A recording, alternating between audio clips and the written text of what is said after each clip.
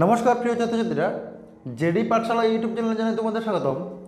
আমি গত ভিডিওতে প্রিয় ছাত্রছাত্রীরা সমতার অধিকার নিয়ে আলোচনা করেছিলাম, মানে আর্টিকেল 14 to 18 সমতার অধিকার নিয়ে আলোচনা করেছিলাম। কিন্তু 12 থেকে 35-এর মধ্যে মানে 12 এবং 13 এটা সংজ্ঞা নিয়ে আলোচনা করা হয়েছিল। কিন্তু মৌলিক অধিকার যে শুরু হয় মানে আর্টিকেল 14 থেকে। তো ভারতের সংবিধানের মানে ভাগ 3 আর ভাগ 3-এ কী নিয়ে আলোচনা করা হয়েছে? ভাগ 3-এ মৌলিক অধিকার নিয়ে আলোচনা করা হয়েছে। তো মৌলিক অধিকারে মানে ভাগ 3-এ কত থেকে কত আর্টিকেল রয়েছে? ভাগ 3-এ আর্টিকেল 12 থেকে 35 নিয়ে আলোচনা করা হয়েছে। এই 12 থেকে 35-এ মৌলিক অধিকার নিয়ে আলোচনা করা হয়েছে। তো মৌলিক অধিকার আমরা কয়টি জানি? মৌলিক অধিকার হলো 6টি, ঠিক আছে।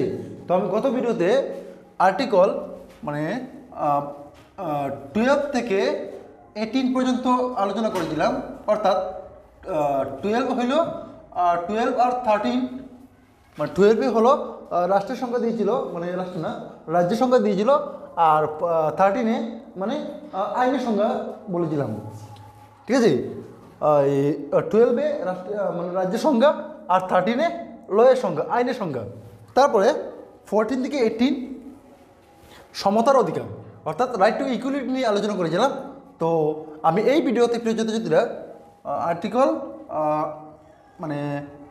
19 থেকে 22 স্বাধীনতার অধিকার নিয়ে আলোচনা করা হয়েছে, ঠিক আছে। তো আমি আজ এই ভিডিওতে শুধু 19 আর্টিকেল নিয়ে আলোচনা করব, ঠিক আছে। তার পরবর্তী ভিডিওতে 20, 21, তারপরে 22, অনলি 22 মানে আর্টিকেল নিয়ে আলোচনা করব। মানে 22 আর্টিকেলটি একজন মানে সাধারণ নাগরিক হিসেবে খুব গুরুত্বপূর্ণ। তো অনলি এই আর্টিকেল 22টা শুধু তোমাদের আলাদা করে আমি বোঝানোর জন্য আমি রেখে দিয়েছি। তো আমি আর এই ভিডিওতে শুধু আর্টিকেল 19 নিয়ে আলোচনা করব। তার পরবর্তী ভিডিওতে মানে 20, 21, তার পরবর্তী ভিডিওতে আমি 22 নিয়ে আলোচনা করব। তো দেখো প্রিয় ছাত্রীরা, আমরা কি বলেছিলাম যে অনুচ্ছেদ 12 থেকে 35 পর্যন্ত মানে মৌলিক অধিকার নিয়ে আলোচনা করা হয়েছে, ঠিক আছে। তো সমতার অধিকার আমরা কি জানি? মৌলিক অধিকার কয়টি? সমতার মানে 6টি। সমতার অধিকার, স্বাধীনতার অধিকার, শোষণ হইতে ত্রাণের অধিকার, ধর্মীয় স্বাধীনতার অধিকার, শিক্ষা ও সংস্কৃতির অধিকার, আর সাংবিধানিক প্রতিকারের অধিকার। মৌলিক অধিকার 6টির মধ্যে আমি শুধু গত ভিডিওতে আমি সমতার অধিকার নিয়ে আলোচনা করেছিলাম, আর আমি এই ভিডিওতে শুধু স্বাধীনতার অধিকার নিয়ে আলোচনা করব। তো স্বাধীনতার অধিকার পুরোটি নিয়ে আলোচনা করতে পারবো না, অনলি আর্টিকেল স্বাধীনতার অধিকার 19 থেকে 22 নিয়ে আলোচনা করা হয়েছে। ও আমি শুধু এই ভিডিওতে 19 নিয়ে আলোচনা করব। তার পরবর্তী ভিডিওতে দেখো প্রিয়রা মানে 23 থেকে 24 শোষণ হইতে ত্রাণের অধিকার নিয়ে আলোচনা করা হয়েছে। যতগুলি আছে এখানে সব মানে ফান্ডামেন্টাল রাইটস, অর্থাৎ মৌলিক অধিকার।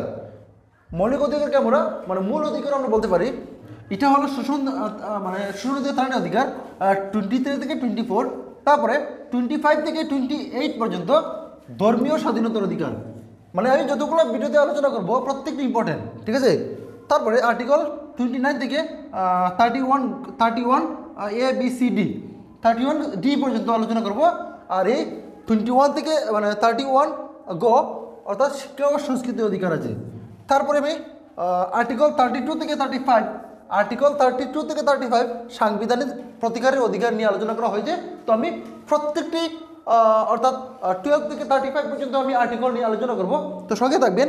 কিন্তু আমি এই ভিডিওতে স্বাধীনতার অধিকারের আর্টিকেল 19 নিয়ে আলোচনা করব। তাহলে দেখো, তো আর্টিকেল 19-এ স্বাধীনতার অধিকার, আর ওই যে আর্টিকেল 19-কে মানে ব্যাকবোন অফ কনস্টিটিউশনে বলা যায়। এটাই কিন্তু ব্যাকবোন। প্রায় পরীক্ষাতে মানে এসে থাকে যে মানে কোন আর্টিকেলকে ব্যাকবোন অফ মানে কনস্টিটিউশন বলা হয়।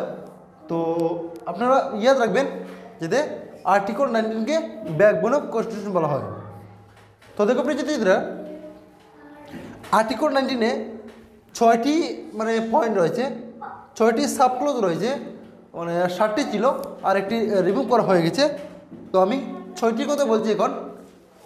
আর্টিকেল 19-এ মানে 1 2 3 4 5 6 এই 6টি মানে ক্লোজ রয়েছে। প্রথমটি হলো অভিব্যক্তির স্বাধীনতা, ঠিক আছে, অর্থাৎ right to express. Right two এক্সপ্রেসের মধ্যে রয়েছে যে আমি মানে কথা বলার অধিকার রয়েছে, মৌন মানে নীরবতা পালন করার অধিকার রয়েছে। তারপরে মিডিয়াতে একটি অধিকার মানে দেওয়া হয়েছে এই আর্টিকেলের আন্ডারে, মানে আর্টিকেল 19-এর 1-এর আন্ডারে একটি অধিকার দেওয়া হয়েছে। যারা মিডিয়া রয়েছে তারা মানে কথা বলতে পারবে, মানে যে কোনো মানে কথা এক্সপ্রেস করতে পারবে। তারপরে আমরা প্রায় কি বলবো, প্রায় দণ্ডতে আমরা দেখতে পাই যে মানে পুতুল দাহ করা হয়েছে, মানে একটি মানে ঘাস দিয়ে হোক আর মানে কাগজ দিয়ে হোক এটা মানে পুতলা বানিয়ে তাকে দাহ করা হচ্ছে। তো এটাও কিন্তু মানে এই আর্টিকেলের আন্ডারে পড়ে রাইট টু এক্সপ্রেস, ঠিক আছে, অর্থাৎ অভিব্যক্তির স্বাধীনতা। তারপরে জাতীয় পতাকা কি দেখো, মানে ইন্ডিয়া পাকিস্তানের ম্যাচ হয়েছে আর ইন্ডিয়ার আমি সাপোর্টার, তো ইন্ডিয়ার আমি জাতীয় পতাকা নিয়ে যদি আমি এক্সপ্রেস করতে চাই যে ইন্ডিয়া জিতবে বা ইন্ডিয়া জিতেছে বা ইন্ডিয়া জেতার পর যদি কোনো এক্সপ্রেস করার যদি অপশন পাই তখন ওইটাই আমি কিন্তু মানে এক্সপ্রেস করতে পারবো। তারপর রয়েছে আরটিআই, ঠিক আছে। দেখুন আমি মানে এখানে বলা হয়েছে মানে আর্টিকেল 19-এর মানে 1 ক্লোজে বলা হয়েছে যে কথা বলার অধিকার, রাইট টু এক্সপ্রেস। আমি কথা বলতে পারবো, মানে আমি কথা বলার অধিকার আছে, কিন্তু আমি যখন কথা বলবো আর মানে আমি যার সঙ্গে কথা বলবো সেটা তো আমার সঙ্গে রিপ্লাই দিবে, তো রিপ্লাই যে দিচ্ছে সেটা তো মানে কথা বলছে, ঠিক আছে। তখন 2005-এ একটি মানে আইন আনা হয়েছে আরটিআই, রাইট টু ইনফরমেশন। 2005-এ রাইট টু ইনফরমেশন একটি মানে অ্যাক্ট আনা হয়েছে।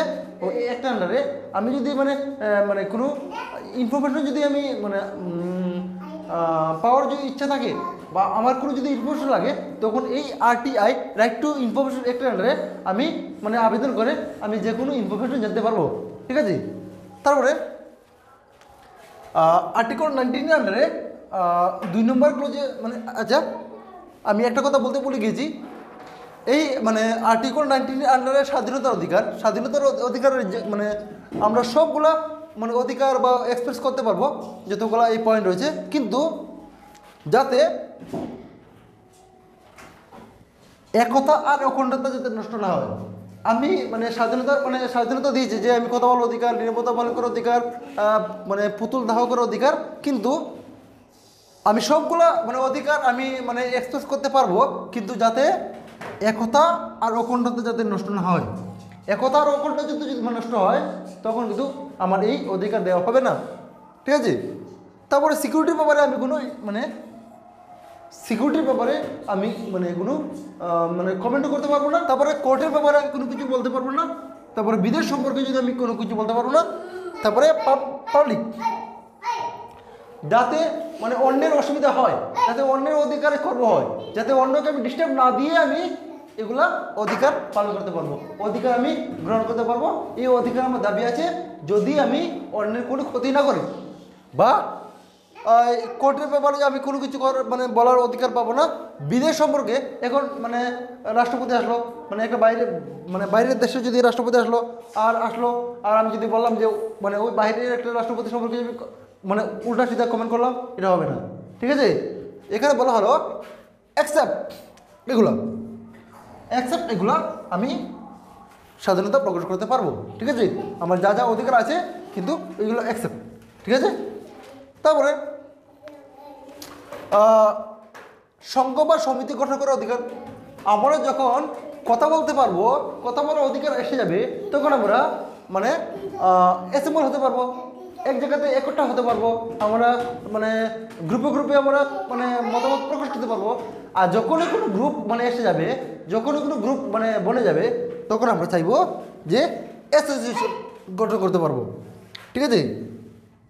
সংঘ বা সমিতি গঠন করার অধিকার, এটা রাইট টু অ্যাসোসিয়েশন, ঠিক আছে। অর্থাৎ মানে অ্যাসোসিয়েশন গঠন করার আমাদের অধিকার আছে, ঠিক আছে। কত সুন্দর করে বানিয়েছে না। যখন আমরা কথা বলার অধিকার পাবো তখন আমরা অ্যাসেম্বল হতে পারবো, আর অ্যাসেম্বল হওয়ার পরে আমরা অ্যাসোসিয়েশন গঠন করতে পারবো, আর অ্যাসোসিয়েশন গঠন করার পরে আমরা আচ্ছা আর্টিকেল 19-এর 4 ক্লজে বলা হয়েছে 19-এর 4 ক্লজ অনুযায়ী আমরা যে কোনো জায়গাতে ফ্রিলিভাবে চলতে পারবো, ঠিক আছে, অর্থাৎ ফ্রিতে চলাফেরা করতে পারবো, কিন্তু যাতে মানুষের অসুবিধা না হয়, ঠিক আছে। আমি এগুলো ছাড়া যদি মানে আমরা এগুলো ছাড়া আমরা মানে যতগুলো পয়েন্ট আছে এগুলো পয়েন্টে আমরা কার্যকরী করতে পারি ফ্রিলি মুভমেন্ট, অর্থাৎ মানে সংবিধান আমাদেরকে অধিকার দিচ্ছে আমরা মানে ফ্রিলিভাবে চলতে পারি। স্বাধীনতা দিয়েছে ঠিকই, কিন্তু আমি তো আর এবার আমার তো এই অধিকার দিইনি যে আমি আমার ফ্রিলিভাবে আমি অন্য করে চলে যাব, এটা হয় না, না। তো ফ্রিলি মানে আমরা চলতে পারি। তারপরে মানে ফার্স্ট অফ অল পয়েন্ট হলো যে কোনো জায়গাতে বসবাস করতে পারি, অর্থাৎ আমাদের ইচ্ছা মতো যে কোনো জায়গাতে আমরা বসবাস করতে পারি, এটা আমাদের অধিকার দিয়েছে। কিন্তু এর আগে একটি মানে একটি পয়েন্ট ছিল সম্পত্তির অধিকার। তো সম্পত্তির অধিকার আগে ছিল, কিন্তু সেটা মানে আমাদেরকে মানে এই সম্পত্তির অধিকারটা মানে বাদ দেওয়া হয়েছে